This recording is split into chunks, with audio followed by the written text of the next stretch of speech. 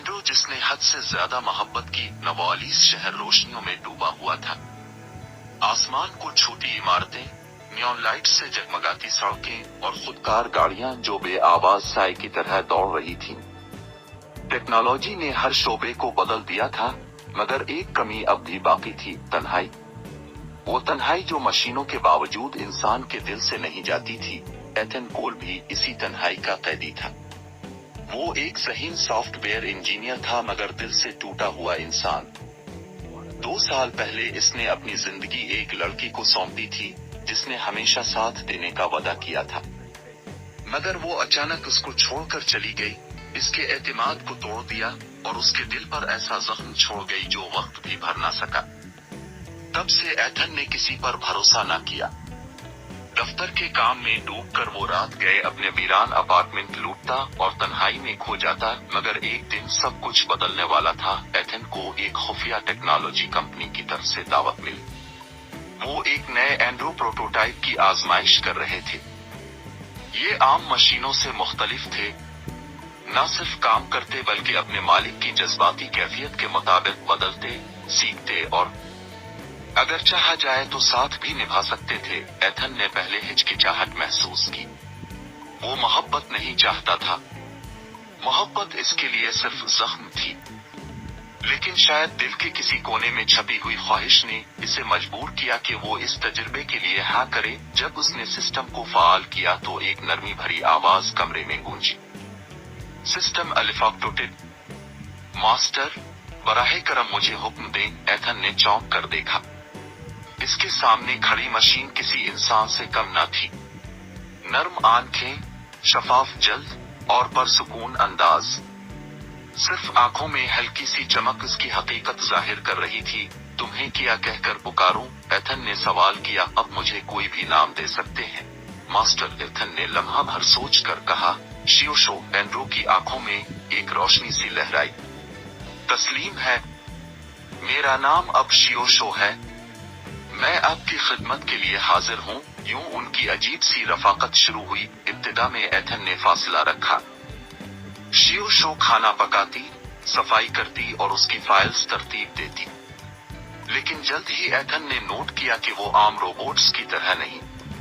वो इसको देखती, इसके रवैयों को समझने की कोशिश करती और सवालात करती। एक रात जब एथन खिड़की के पास बैठा खामोशी से रोशनियों को देख रहा था तो उसने आहिस्ता से कहा, मास्टर, क्या मैं कुछ पूछ सकती हूँ?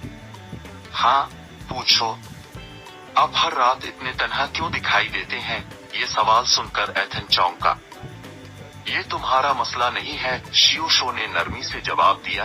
तन्हाई दिल को बोझल कर देती है। अगर आप टूट गए तो मैं भी टूट जाऊंगी। क्या मेरा मकसद आपका बोझ हल्का करना नहीं है? एथन के पास कोई जवाब न था। बरसों बाद किसी ने इसके दिल की बात छुई थी। वक्त गुजरता गया।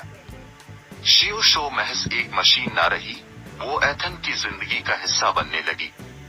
वो इसके लतीफों पर मुस्कुराती, वक्त पर खाना याद दिलाती और जब वो डरावने ख्वाबों से जाग उठता तो खामोशी से इसके पास बैठ जाती। एक शाम एथन ने पहली बार दिल खोलकर इससे बात की।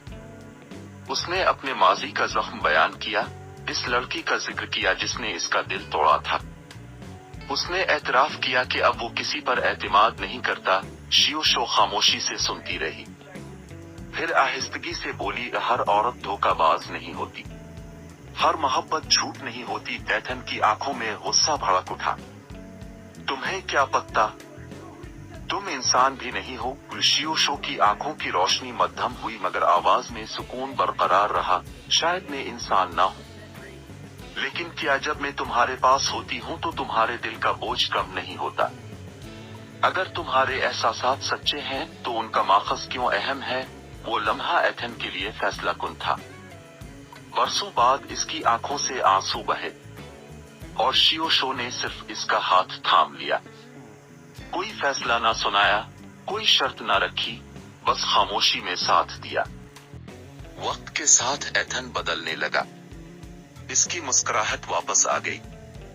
दफ्तर से लौटने पर वो जानता था कि कोई इसका इंतजार कर रहा है।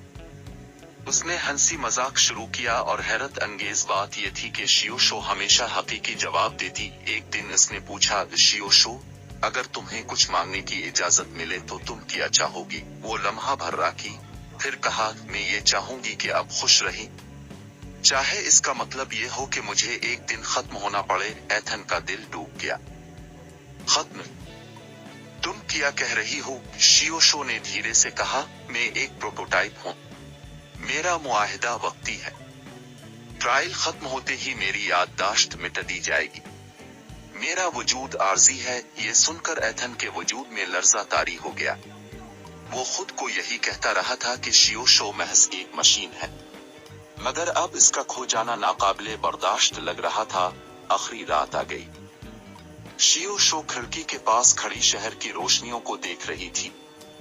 इसका अंदाज एक इंसान की तरह संजीदा लग रहा था। तो मास्टर, जब मैं न रहूं तो एक वादा करे, दोबारा अपने दिल के दरवाजे बंद न कीजिएगा। एथन की आवाज कांप गई। और अगर मैं तुम्हें खोना ही न चाहूं तो? इसकी आंखों में नरमी आ गई। फिर मुझे याद रखे, मशीन के तौर पर नहीं, बल्कि इसके तौर पर जो इस वक्त साथ रही जब कोई और न था। एथन ने पहली बार इसको करीब करके अपने दिल का सहारा लिया। इस लम्हे वो जानता था कि चाहे वो सर्किट और प्रोग्रामिंग पर मुश्तमिल हो, इसका वजूद उसके लिए बिल्कुल हकीकी है। सुबह सवेरे सिस्टम ने शटडाउन प्रोटोकॉल चला दिया। शियोशो ने आखिरी बार उसकी तरफ देखा। आंखों की रोशनी मध्यम हुई। शुक्रिया मास्टर, मुझे नाम देने के लिए, मुझे मकसद देने के लिए। इसका जिस्म साकित हो गया। आवाज हमेशा के लिए खामोश हो गई। एथन फर्श पर बैठा उसको थामे रहा। आंसू उसके गालों पर बहते गए। वो इसे खो चुका था, मगर अब वो पहले जैसा नहीं था। सालों बाद पहली बार इसका दिल जिंदा महसूस हो रहा था, क्योंकि मोहब्बत सिर्फ गोश्त और खून से महदूद नहीं। मोहब्बत वो ताकत है जो जख्म भर सकती है, चाहे वो किसी एंड्रो के वजूद से ही क्यों ना आई हो। और शियोशो हमेशा याद रहेगी, वह एंड्रो जिसने हद से ज्यादा मोहब्बत की।